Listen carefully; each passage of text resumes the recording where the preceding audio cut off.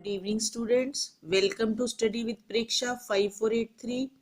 आज हम आपके लिए लाए हैं कक्षा 6 सामाजिक विज्ञान पृथ्वी हमारा आवास में पाठ 5 पृथ्वी के प्रमुख परिमंडल, जिसमें आज हम क्रियाकलाप 5 करेंगे कार्यपुस्तिका में से। बच्चों, तीनों का हमने अध्ययन कर लिया है, स्थल मंडल, जल मंडल और वायुमंडल का। बताओ तुमने जीव किस किस मंडल में देखे? तो तीनों मंडलों में हमने जीवों को देखा है। इन सभी जीवों की मूलभूत आवश्यकताएं कौन सी हैं और ये किस मंडल से जुड़ी है? भोजन स्थल मंडल से जुड़ा है, जल जल मंडल से जुड़ा है और वायु वायुमंडल से जुड़ी है। पृथ्वी का वह सीमित भाग जहां जमीन, हवा और पानी मिलकर एक ऐसा वातावरण बनाते हैं जहां जीवन संभव है, उसे जीव मंडल कहते हैं। अगले भाग में आपने एक चित्र बनाना है जिसमें सभी मंडल दिखाई दें।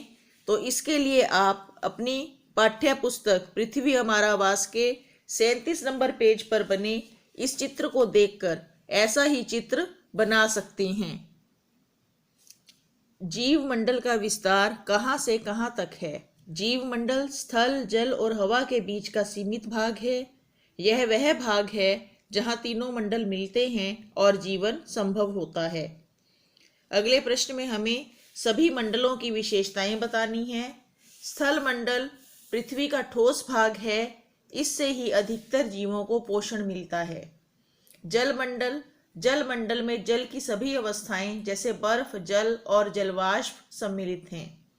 वायुमंडल गैस की परतें जो पृथ्वी को चारों ओर से घेरे रहती हैं, वायुमंडल कहलाता है।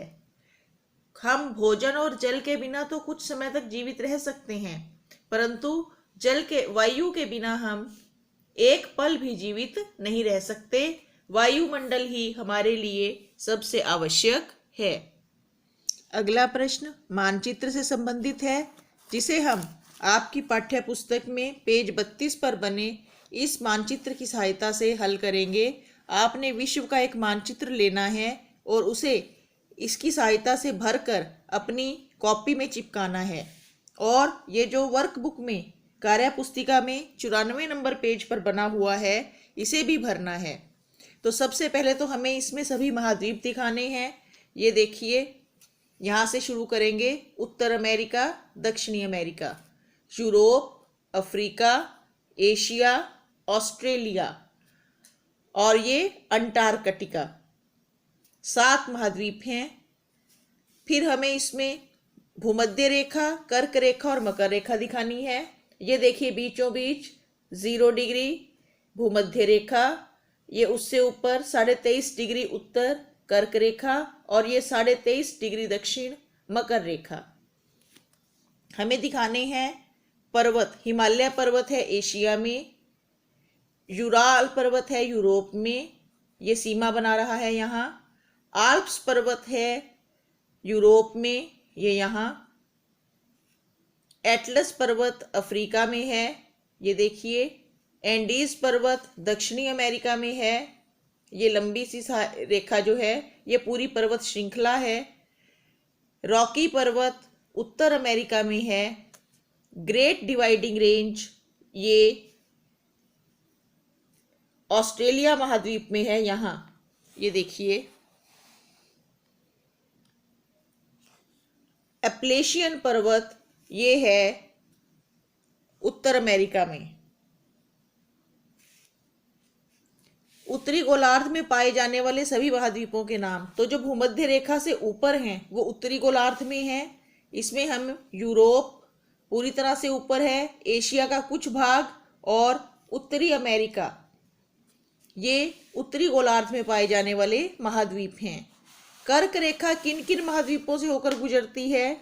तो ये देखिए, ये कर्क रेखा है 23.5 डिग्री उत्तर, ये यहाँ गुजर रही है उत्तर अमेरिका से, ये अफ्रीका महाद्वीप से और ये एशिया में भारत से। ये देखिए,